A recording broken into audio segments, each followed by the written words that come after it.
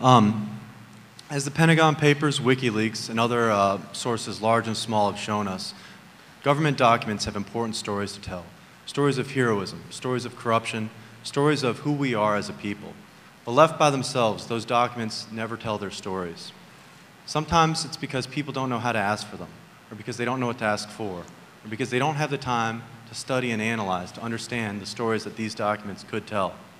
And so these documents sit silent, lost or forgotten in an obscure government filing cabinet or hard drive, and their stories are never told. MuckRock makes it easy for anyone to ask questions that matter to them,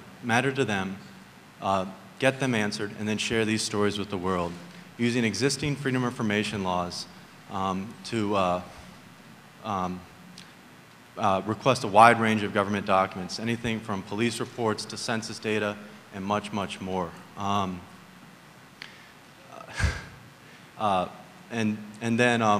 We actually, but instead of having to work through the traditional FOIA process, we actually just get them to answer a few quick questions about what sort of information they're interested in, and then we actually automatically generate and submit a valid Freedom of Information request on their behalf and track and follow up until it's answered.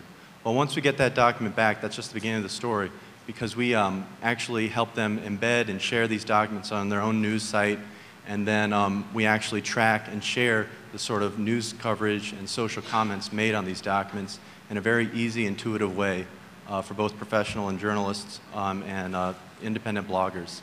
But what we found after helping over 100 users file 400 FOIA requests and publishing over almost 8,000 pages of government documents is that understanding what these documents have to say is a pretty challenging problem.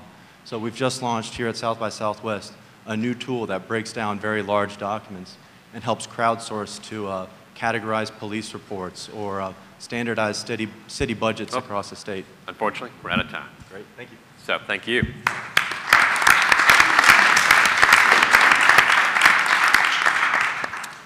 So we'll start our Q&A. Can you tell me about how social is it? So you've talked about sharing the news and tracking the news. Is that, how visible is that? Do you have a FOIA community around it that people can participate in? So one thing we really we decided from the beginning is that we want to be a tool to help other people get their issues out and explain their issues on their terms. We've seen a lot of sites that have tried to capture the conversation.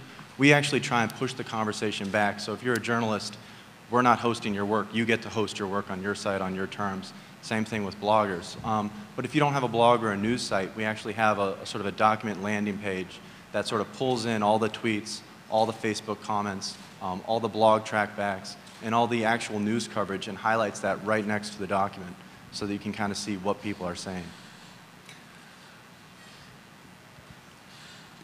It seemed from where you were showing the forum and when I went to the site that in theory it should be very easy to create a FOIA request.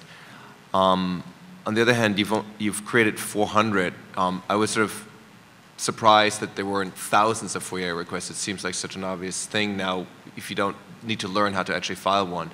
What do you think are the main hurdles that you have yet to lower so that maybe people will really make use of this Right now we're bootstrapped and we're in private beta, so we've been kind of reaching out to small communities and sort of figuring out how we can do this.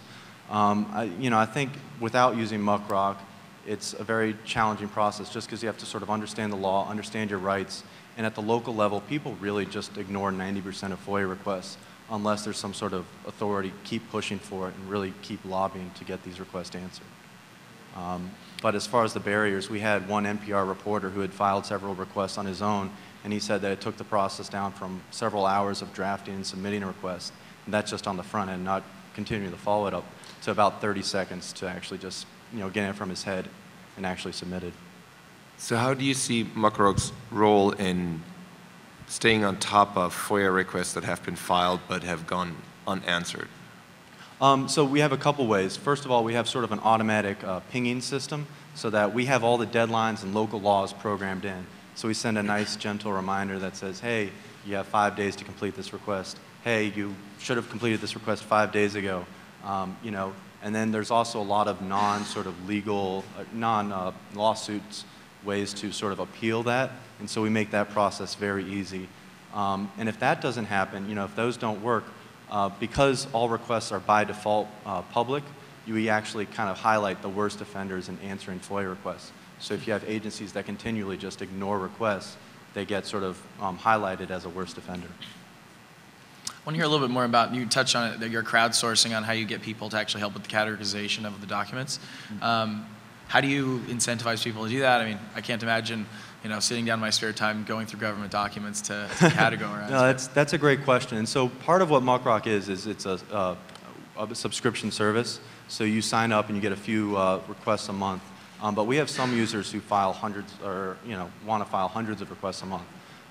And so to actually earn more requests or to get other perks, you can help crowdsource other people's requests. And sort of that way we have something to give back besides, a lot of gaming sites give you a badge. We give you something you actually want. Yep, gotcha. If I'm running a small kind of regional newsroom with not much technical capability, but I want to be able to highlight how much work we're doing around FOIA requests and we're using your platform, how interoperable is it? Can I embed widgets on my pages to show how my journalists are doing? Do you have anything that's sort of... Yeah, well, we've been talking about rolling out. So we have a few. We've integrated well with Document Cloud, and so we make it very easy to sort of highlight all your FOIA requests on your own site. But we're working on sort of creating, like you said, widgets, but also sort of organization pages, so that you can highlight all your current requests, all the ones that if you're a small town paper, it sounds like you're complaining if you write an article saying, oh, they ignored our request. But if you can show these 20 requests that are just going unanswered, we think that's really important, really going to your question of how to get these answered. And so we want to make it so you can embed that sort of widget on your site to highlight the worst offenders. But you haven't, that's not available yet, or That's not available yet. Right, okay. Do you know when it will be available? Probably within the next 6 months is when we're planning on rolling out these profile pages. Are you organized as a for-profit or not? We are for-profit, yes. How about the team? So my background is a investigative and technology journalist. I run a tech community and a blog network today as my day job. And I used to work briefly at the New York Daily News, where I worked on an investigative series about the 9/11 health cleanup that ended up winning the Pulitzer Prize. And then my co-founder, Mitch Kotler, over there, is a veteran of several startups, everything ranging from developing microprocessors with a company that later partnered with Intel to developing a recipe social network, which is very interesting. So we got kind of a mixed background that complements each other very well.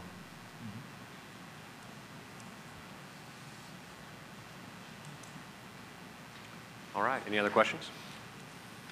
Thank you very very much. much.